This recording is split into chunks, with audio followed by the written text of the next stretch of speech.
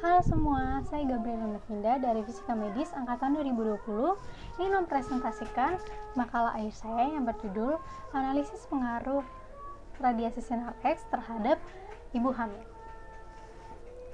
Makalah ini dibuat dengan bertujuan untuk memenuhi salah satu syarat kelulusan mata kuliah Bahasa Indonesia. Selamat menyaksikan. Presentasi ini akan terdiri dari 3 bagian. Yang pertama, radiasi dan sinar X. Yang kedua, efek radiasi terhadap ibu hamil. Yang ketiga adalah kesimpulan. Kita akan masuk ke radiasi dan sinar X. Yang pertama, apa sih radiasi itu? Radiasi merupakan pancaran energi yang tidak melalui suatu benda dan dihasilkan dari sumber radiasi.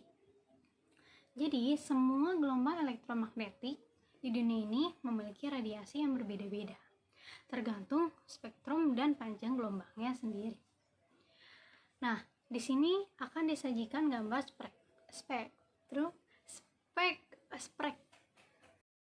Berdasarkan tingkat energinya, radiasi itu dibagi menjadi 2. Yang pertama ada radiasi pengion, yang kedua ada radiasi non-pengion. Apa sih radiasi pengion itu? Radiasi pengion itu merupakan radiasi yang memiliki gelombang elektromagnetik yang energi tinggi, sehingga dapat melakukan ionisasi serta eksitasi terhadap materi yang akan dilewatinya. Sementara kebalikannya, radiasi non-pengion adalah radiasi yang memiliki energi yang rendah, jadi dia tidak dapat berionisasi dengan materi yang akan dilewatinya. Aku akan membahas tentang dosis, besaran, dan satuan radiasi. Yang pertama, besaran radiasi. Besaran radiasi yang pertama kali adalah penyinaran dengan disimbolkan X. Kemudian pada tahun 1928, penyinaran didefinisikan sebagai kemampuan sinar X untuk menimbulkan ionisasi di udara. Dan satuannya diganti menjadi ronsen, di mana satu ronsen ialah besar penyinaran yang menyebabkan terbentuknya muatan listrik sebesar 1 SU pada kondisi temperatur dan tekanan yang normal. Itu adalah 1 ronsen. Yang kedua ada satuan radiasi. Jadi satuan radiasi ini digunakan untuk menunjukkan besarnya atau banyaknya radiasi yang diterima oleh suatu materi. Berdasarkan kriteria penggunaannya, radiasi dibagi menjadi 2. Yang pertama ada satuan untuk paparan radiasi. Sempat kita singgung di sebelumnya. Jadi satuan dari paparan radiasi ini adalah ronsen, di mana satuan paparan radiasi ini untuk mendeskripsikan keluarnya radiasi dari sumber radiasi. Seperti yang tadi, ronsen dilambangkan oleh huruf R.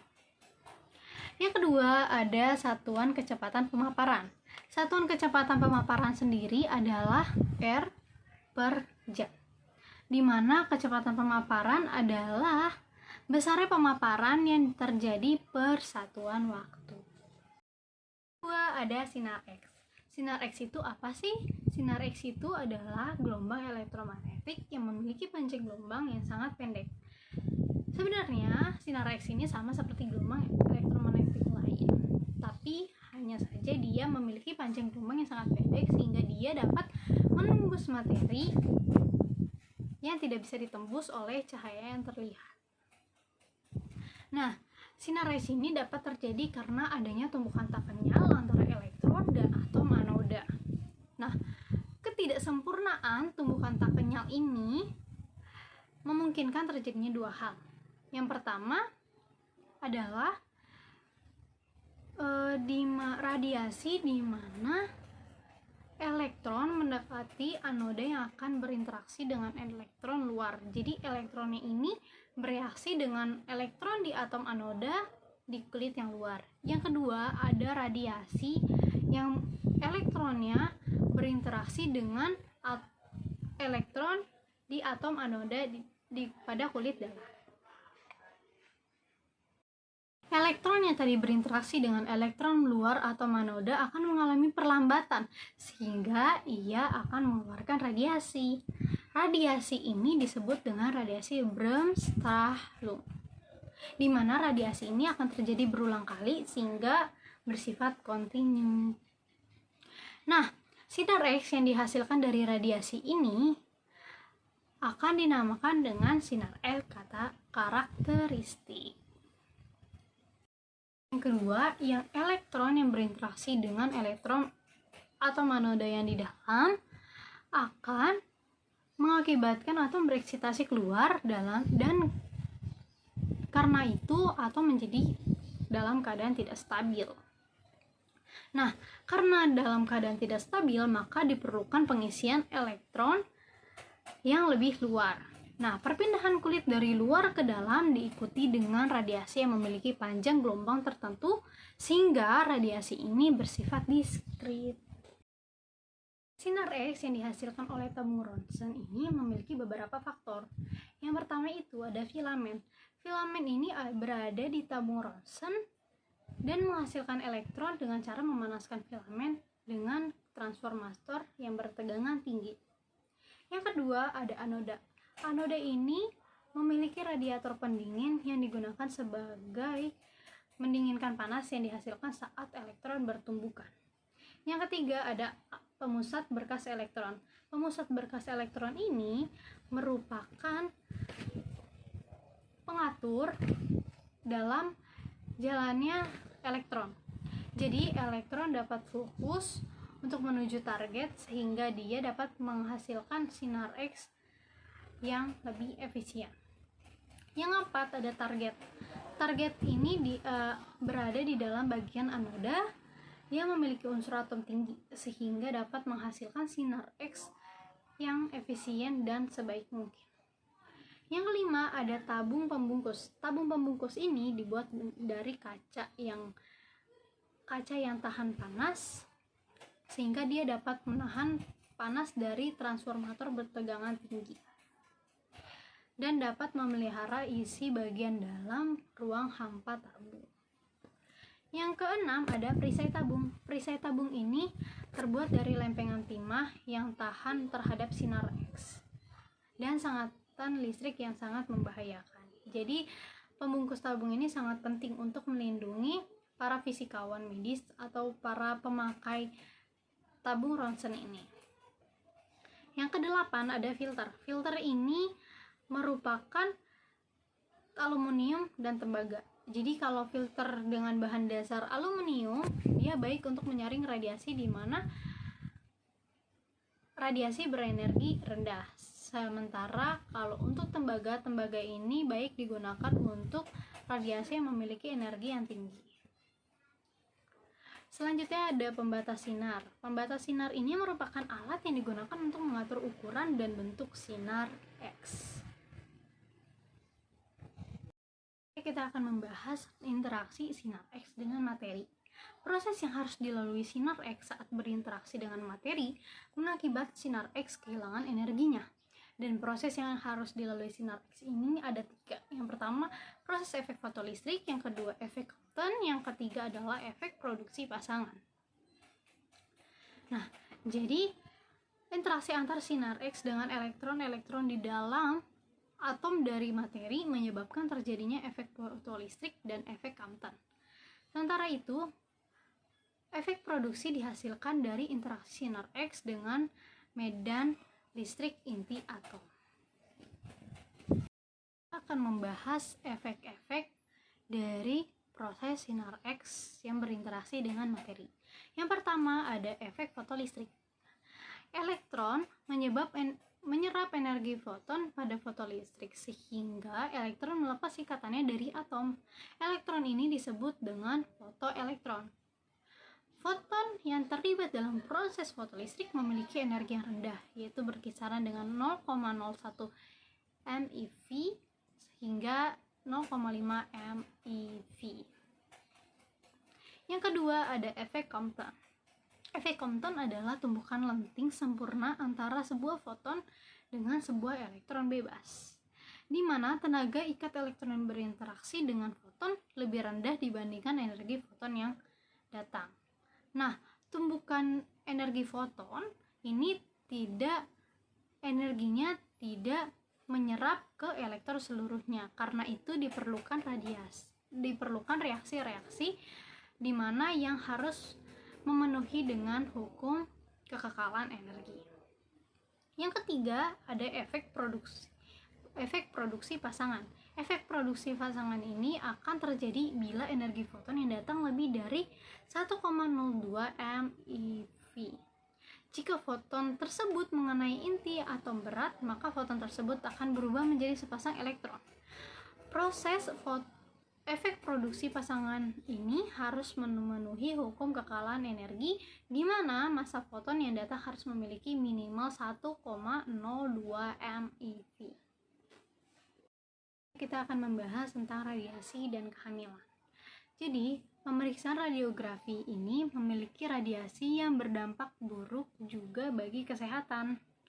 Oleh karena itu, jika ada wanita subur yang akan melakukan pemeriksaan abdomen pada abdomennya, harus dilakukan dari jangka waktu 10 sampai 14 pada hari pertama siklus menstruasinya. Hal itu digunakan untuk mencegah adanya kehamilan yang tidak terduga, supaya embrio yang dikandungnya itu tidak terpapar dengan radiasi radiologi atau radiasi sinar X. Nah, konsep ini dinamakan 10 until 15 days rules yang bertujuan untuk mencegah potensi terjadinya yang tadi saya bilang, embrio yang terkena paparan dari sinar radiasi. Nah, sebagian besar ahli onkologi menyarankan kepada pasien wanita yang menerima tindakan radiografi untuk tidak merencanakan kehamilan. Jadi, wanita subur yang ingin hamil pasca penggunaan pengobatan radiografi ini harus menunggu 1,5 sampai 2 tahun pasca tindakan tersebut. Hal itu untuk mengurangi resiko timbulnya kembali kanker yang dialami oleh pasien. Selanjutnya akan dibahas efek radiasi pada ibu hamil. Jadi efek radiasi pada terhadap ibu hamil ini terbagi menjadi dua. Yang pertama efek radiasi terhadap ibu, yang kedua efek radiasi terhadap janin. Yang pertama efek radiasi terhadap ibu itu juga terbagi menjadi dua. Yang pertama efek deterministik, yang kedua adalah efek stokastik. Efek deterministik ini adalah efek radiasi pada jaringan. Jadi di mana tidak ada kanker yang diterima walaupun jaringan tersebut mengalami paparan radiasi dengan dosis yang tinggi. Nah, radiasi ini dapat timbul waktu dengan cepat maupun waktu yang jangkanya lama. Bisa langsung terkena, bisa juga berbulan-bulan atau setahun sesudahnya. Nah, efek ini dibagi menjadi dua. Yang pertama, radiasi yang timbul itu dinamakan dengan radiasi jaringan ikat. Yang kedua adalah reaksi yang timbul setelah berbulan-bulan atau bertahun-tahun yang dinamakan dengan reaksi jaringan kronis. Selanjutnya saya akan membahas efek radiasi terhadap janin yang dikandung. Nah, resiko radiasi yang terhadap janin yang dikandung ini ada dua. Yang pertama ada kematian janin, yang kedua ada deformitas pada janin. Yang pertama, kematian pada janin. Janin yang masih berusia dalam trimester pertama tidak dapat menerima energi radiasi sebesar 10 radian. Dikarenakan embrio pada saat itu hanya terdiri dari beberapa sel saja yang akan berkembang jika dia sudah menjadi janin. Jika terjadi kerusakan pada salah satu sel saja, itu akan berakibat fatal dan akan menyebabkan kematian kepada embrio tersebut. Umumnya, radiasi sinar X yang diterima oleh para ibu kurang dari 10 radian. Misalkan normalnya 5 radian. Tetapi banyak wanita subur yang tidak tahu kalau dia sedang hamil. Jadi jika saat dia mendapatkan pengobatan radiologi, dia mendapat dosis 10 radian, di mana janin tidak dapat menerima dosis itu sehingga dapat menyebabkan kematian janin. Adalah kesimpulan. Jadi radiasi sinar X ini merupakan radiasi yang cukup mengakibatkan kefatalan kepada ibu dan juga janin yang sedang dikandungnya. Ibu akan mengalami berbagai macam kelainan, bahkan sampai kanker dan kematian. Dan janin yang pada trimester pertama juga akan dapat mengalami kematian dikarenakan kerusakan pada salah satu jaringan embrio yang dapat mengakibatkan kelainan dan kematian pada embrio tersebut, dan juga dapat menyebabkan embrio tersebut atau janin yang dikandung oleh ibu tersebut dapat memiliki sel-sel kanker yang dapat berkembang dengan pesat. Jadi sebaiknya untuk ibu yang sedang hamil, terutama pada trimester pertama, tidak disarankan untuk mengikuti pengobatan radioterapi atau radiologi, dan juga tidak disarankan untuk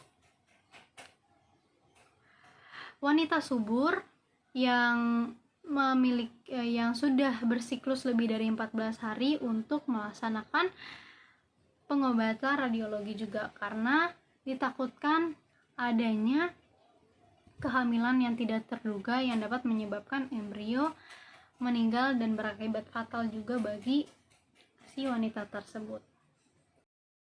Dengan video presentasi dari saya, Gabriela Novinda, Prodi Fisika Medis Angkatan 2020.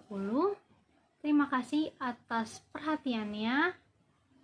Sampai jumpa.